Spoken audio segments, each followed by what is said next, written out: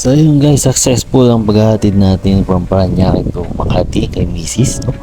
Dahil coding no Friday. Coding tayo ng Friday. So malaking tulong talaga tong motor natin. So na-experience din niya ang Skyway. Shout out mom. Kaway mo na sa camera. Yo.